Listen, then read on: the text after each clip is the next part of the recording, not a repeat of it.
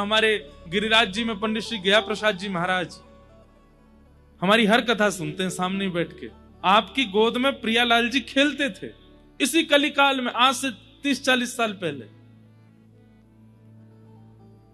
आपसे किसी ने आके कही, बोले लाला बहुत खेल है, ठाकुर जी बहुत पीड़ा देते हैं, ठाकुर जी बहुत जीवन में उथल पुथल मचाते हैं, कभी मेरे काम रुकवा दें, कभी मेरे पैसा खर्च करवा दें, कभी मेरी मैया बीमार कर दें, कभी मेरी पत्नी को उठाए दें, ठाकुर जी बहुत खेलें। तो पंडित जी महाराज क्या बोले, लाला शिकायत मत करे, बल्कि ठाकुर जी तो प्रार्थना कर, जितनो चाहो खेल लो, लेकिन खिलौना में ही रहना चाहिए, खिलौना नहीं बदलना। खिलौने का क्या स्वरूप है, बालक जितना उसकी रुचि होती है ना उतना उसको संभालता है। जैसे डॉल्स के साथ छोटी छोटी बच्चियां खेलती हैं, उनको सुलाएंगी, बाल काटेंगी, कपड़े पहनाएंगी, उनको कभी खाना बनाएंगी, कभी उनकी शादी कर देती हैं, कभी कुछ, किसी दिन मन आता है तो नार मड़ोड़ के फेंक देती हैं।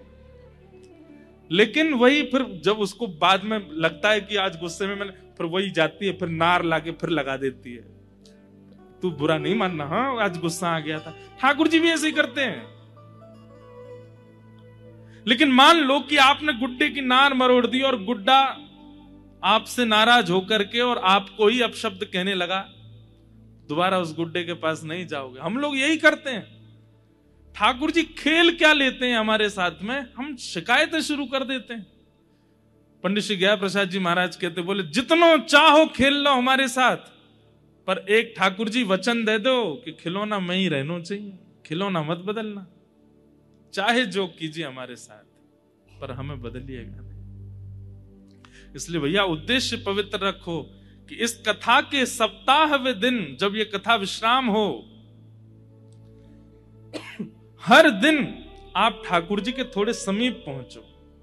आज जितने हैं, शाम को कथा विश्रांति तक आप ठाकुर जी के और समीप होने चाहिए। कल कथा प्रारंभ से विश्राम तक और समीप आ जाने चाहिए। अरे आपका उद्देश्य इतना पवित्र हो जाए कि 7वें दिन यहां कथा विश्राम हो, भले ही सब चले जाएं, लेकिन इस पंडाल में ही कहीं आपको श्याम सुंदर दिख जाए। बस ये हो जाए कि आ गए सन्मुख।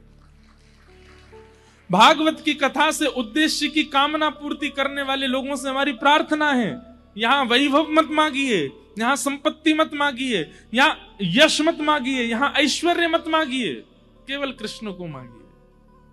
श्रीमद् भागवत जी वो प्रदान करने के लिए बैठी हैं। मतलब वही बात हो गई कि आप साड़ी की दुकान पर गए और साड़ी वाले से बोल रहे, भैया कलाकंद खिला दो। कलाकंद है नहीं, वो मंगवाएगा, किसी को भेजेगा, भाई वो बाहर दुकान है मिठाई की, वहां से ले आओ। भैया थम्स अप पिला दो, है नहीं, मंगवाएगा। भैया दूध पिला दो, अरे भाई तुम साड़ी तो लो।